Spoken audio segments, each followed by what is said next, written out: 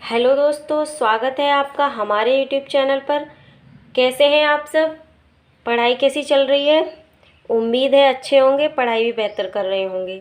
जैसा कि आप सबको पता है, हम टेट और सुपर टेट की क्लासें दे रहे हैं, जिसमें आज मैं आपको प्रैक्टिस सेट लेके आई हूँ आपके लिए हिंदी का। तो चलिए, अगर आप हमारे चैनल पर नए हैं तो चैनल को सब्सक्राइब करें, वीडियो को लाइक करें, शेयर करें और फिर हम चलते हैं अपने प्रैक्टिस सेट पर। चलिए प्रैक्टिस सेट पर चलते हैं।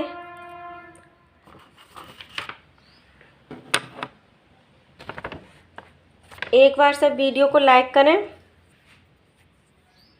चलिए प्रैक्टिस सेट पर चलते हैं हम। देखिए पहला क्वेश्चन है। पहला क्वेश्चन देखिए, अर्वाचीन शब्द का विलोम होगा। अर्वाचीन शब्द का विलोम होगा। क्या होगा अर्वाचीन शब्द का विलोम?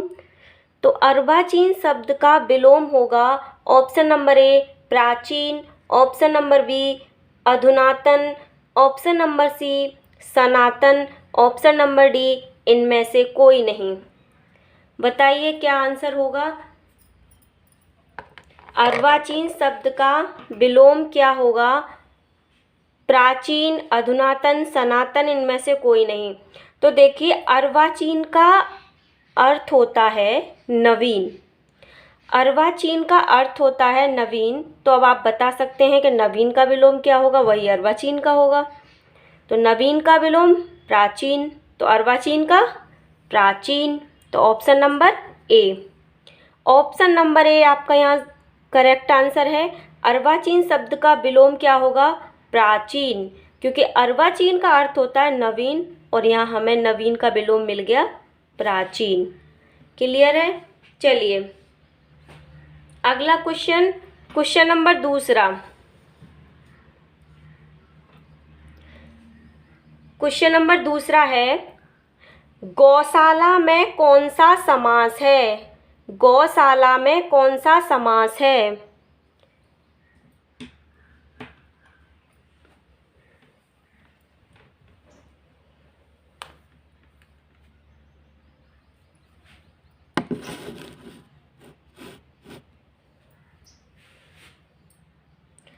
चलिए देखिए, गौशाला में कौन सा समास है?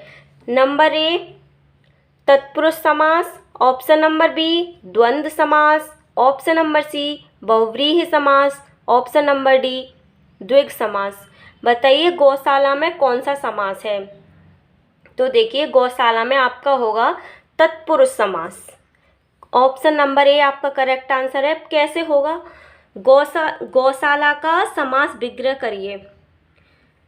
गौशाला का समास विग्रह करिए तो आपका समास विग्रह होगा गाय के लिए स्थान। गौशाला का समास विग्रह क्या होगा? गाय के लिए स्थान।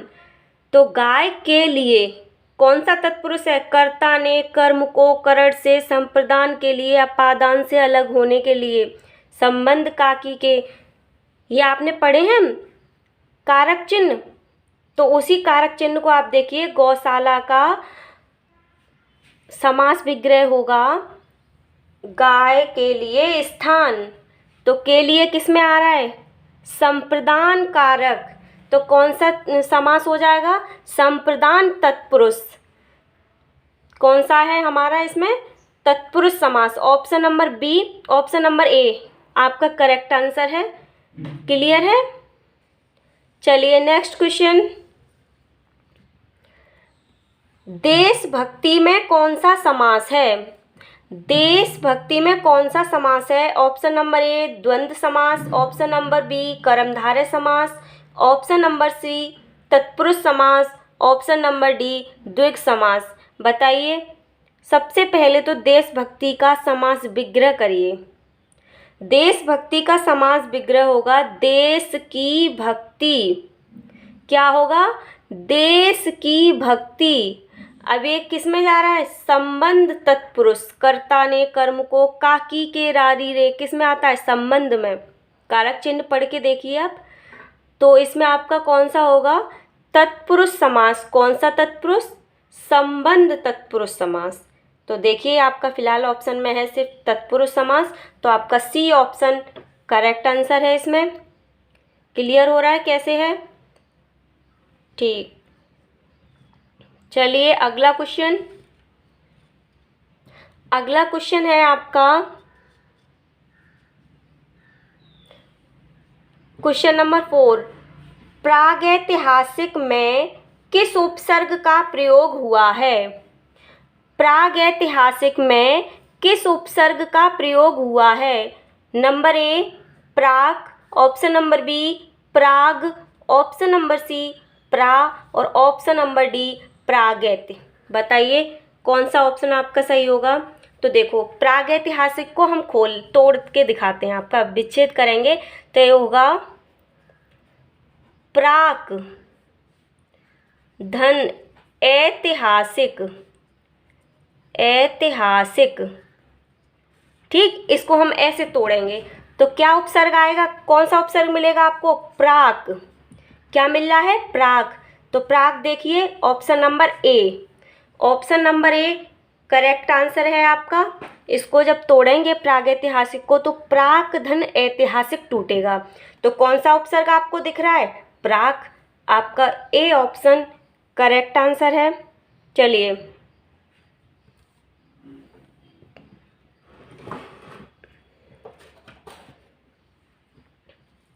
Question number 5। क्वेश्चन नंबर 5 है आपका तुलसीदास किसकी रचना है? ऑप्शन नंबर ए अज्ञे की, option number B Harivansh Rai Bachchan, option number C Suryakant Tripathi Nirala और ऑप्शन नंबर डी इनमें से कोई नहीं। ये देखिए यूपी टेट में 2 बार क्वेश्चन आ चुका है। तुलसीदास किसकी रचना है? किसकी कविता है? तुलसीदास कविता है, किसकी है? तो आपका ऑप्शन नंबर सी ठीक है, सूर्यकांत त्रिपाठी निराला। ये 2 बार आ चुका है क्वेश्चन। तुलसीदास किसकी रचना है? सूर्यकांत त्रिपाठी निराला। क्लियर है? चलिए अगला question number 6। Question number 6, question number 6 है आपका बहिष्कार का संधि विच्छेद क्या है? बहिष्कार का संधि विच्छेद क्या है? ऑप्शन नंबर ए वही धन शकार और ऑप्शन नंबर बी बहिष धन आकार, ऑप्शन नंबर डी बहि धन कार, ऑप्शन नंबर डी बहिर धन कार। बताइए कौन सा ऑप्शन आपका करेक्ट आंसर होगा यहाँ? इसका जब हम विच्छेद करेंगे बहिष्कार का तो आपका होगा बहि धन कार। कौन सी संधि है? व्यंजन संधि। कौन सी संधि है आपकी? व्यंजन संधि है और ऑप्शन नंबर सी आपका करेक्ट आंसर होगा। ऑप्शन नंबर सी आपका करेक्ट आंसर है।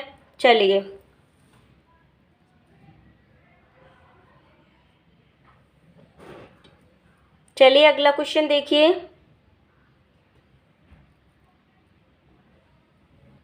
अगला क्वेश्चन देखिए वैदेही वनवास किसकी रचना है? वैदेही वनवास किसकी रचना है? Option number A Ayodhya Singh Upadhyay जिन्हें हम हरिऔध कहते हैं, option number B Ramdhari Singh Dinkar, option number C Maithili Sharan Gupt, option number D Shridhar Pathak. बताइए वैदेही वनवास किसकी रचना है? तो वैदेही वनवास आपकी अयोध्या सिंह उपाध्याय की रचना है। तो यहाँ ऑप्शन नंबर ए आपका करेक्ट आंसर होगा। ऑप्शन नंबर ए इस करेक्ट आंसर है। चलिए 7 क्वेश्चन हो गए आपके। अगले क्वेश्चन पे चलिए।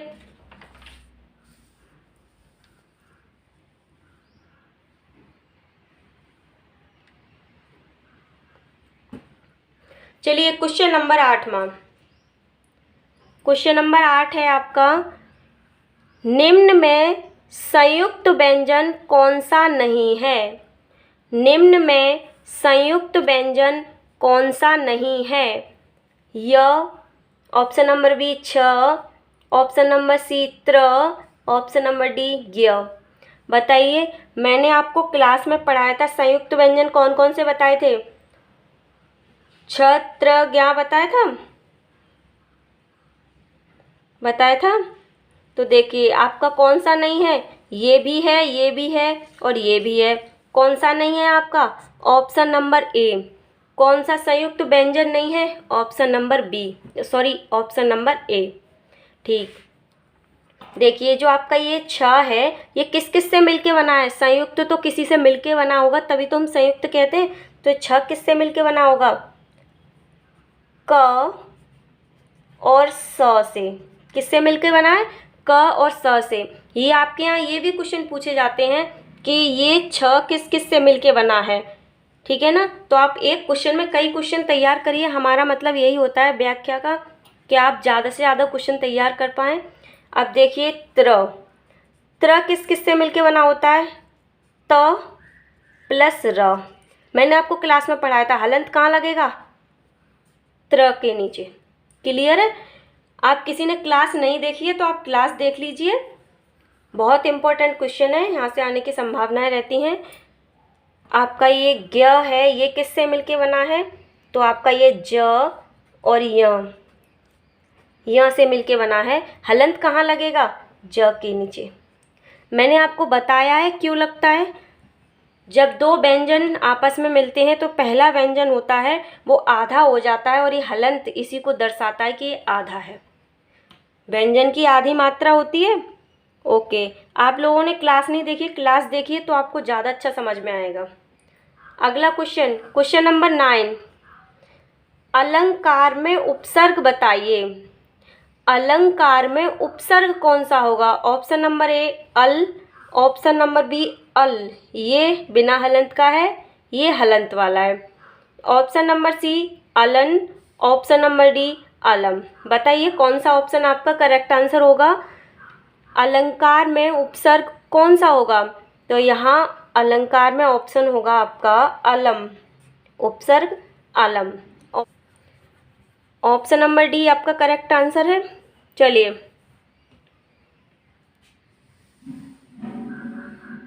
क्वेश्चन नंबर 10, 9 क्वेश्चन आपके हो चुके हैं। क्वेश्चन नंबर 10 पे आते हैं।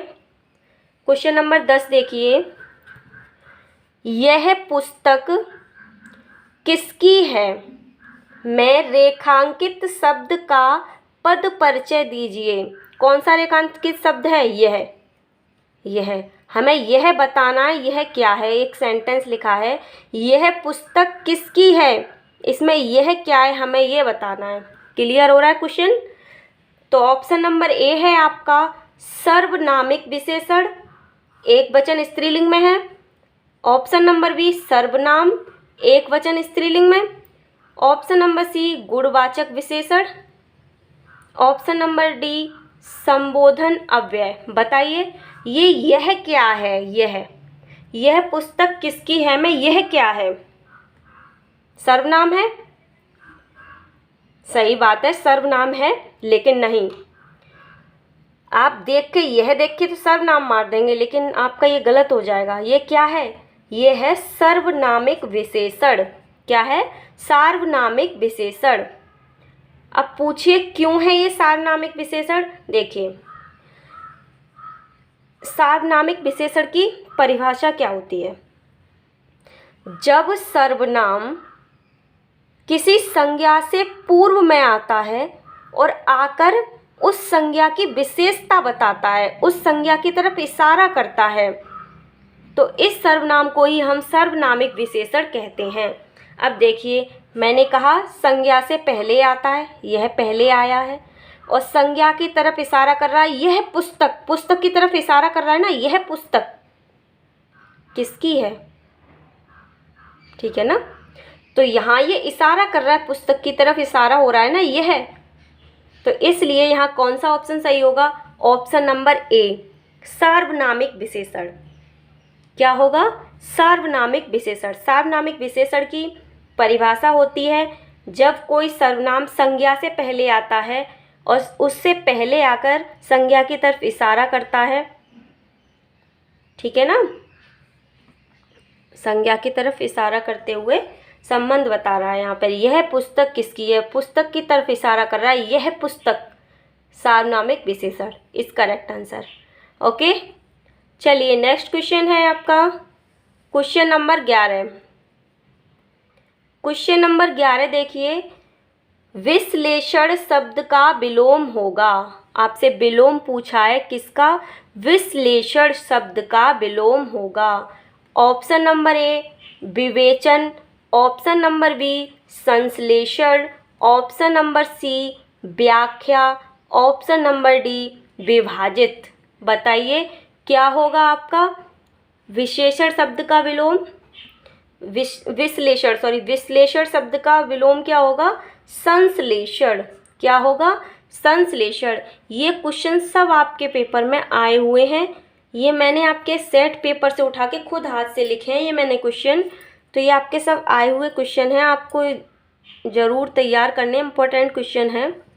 चलिए नेक्स्ट क्वेश्चन है आपका, जिनका उच्चारण जिन वर्डों का, ठीक है ना, तो जिनका उच्चारण ऊपर के दांतों पर जीभ लगने से होता है उसे क्या कहते हैं? उन वर्डों को पूछा है, क्या कहते हैं? कंठ्य कहेंगे, कंठ्य वर्ड, या दंत्य वर्ड, या मूर्धन्य, या अनुनासिक? क्या कहेंगे? जब आपकी जीभ दांतों के ऊपर लग रही है तो हम इसे कहेंगे दंत्य वर्ड। क्या कहेंगे? दंत्य वर्ड। क्लियर है? चलिए क्वेश्चन नंबर 13। क्वेश्चन नंबर 13 है आपका, क्वेश्चन नंबर 13 की तरफ चलते हैं। निम्नलिखित में से ऊष्म व्यंजन कौन से हैं? निम्नलिखित में से ऊष्म व्यंजन कौन से हैं? ऑप्शन नंबर ए श, स, श, ऑप्शन नंबर बी अ, ब, स, ऑप्शन नंबर सी च, छ, ज, ऑप्शन नंबर डी य, र, ल। हमने आपको क्लास में पढ़ाया था, पूरा वर्णमाला पढ़ाया है मैंने पूरा। तो देखिए मैंने क्या बताया था, ऊष्म व्यंजन कौन से होते हैं? ऊष्म व्यंजन होते हैं आपके स, स, स, ह। तो आपका ये ऑप्शन मैच कर रहा है, स, श, स। क्लियर है? हमने आपको पढ़ाया था, ये क्या है? ऊष्म व्यंजन। ये क्या है आपके? य, र, ल, ओ व भी होता है इसमें।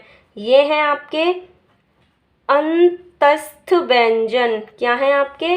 अंतस्थ व्यंजन।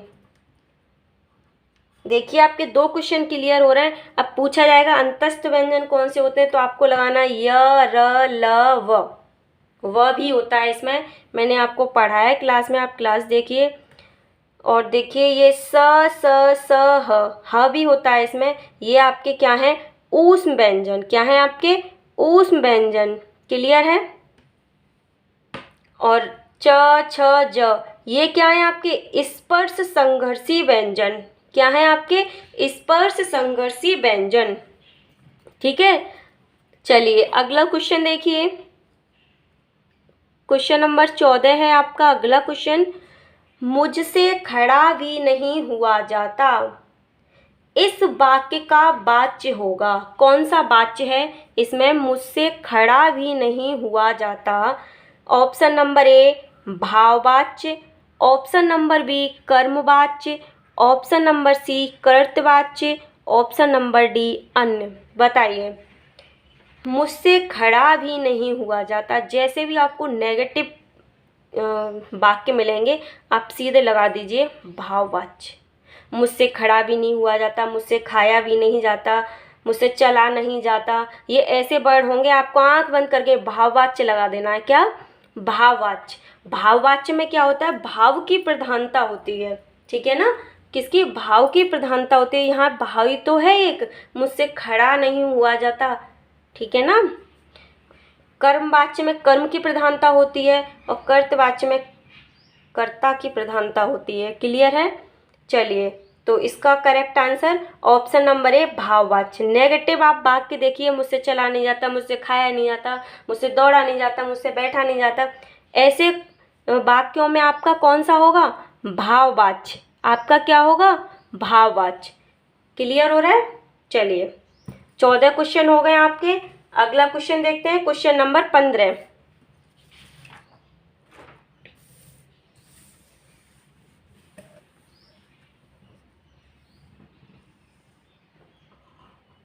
चलिए क्वेश्चन नंबर 15 देखिए। क्वेश्चन नंबर 15 है संकल्प शब्द में उपसर्ग बताइए। ऑप्शन नंबर ए सम, ऑप्शन नंबर बी शक, ऑप्शन नंबर सी सन, ऑप्शन नंबर डी संक। बताइए संकल्प शब्द में उपसर्ग क्या होगा। संकल्प में होगा सम। क्या होगा? सम उपसर्ग। देखिए ये आपको बिंदी दिख रही है ना, संकल्प, तो कौन सा होगा? सम उपसर्ग होगा इसमें। ऑप्शन नंबर ए इसका करेक्ट आंसर है। चलिए अगला क्वेश्चन देखिए, क्वेश्चन नंबर 16। क्वेश्चन नंबर 16 देखिए क्या कह रहा है। तद्भव और इसके तत्सम का कौन सा मेल गलत है? कौन सा मेल गलत है? सबसे पहले तत्सम क्या होते हैं और तद्भव क्या होते हैं, यही तो पता होना चाहिए आपको। तत्सम जो शब्द होते हैं वो संस्कृत के शब्द होते हैं, ठीक है, और तद्भव हिंदी के होते हैं।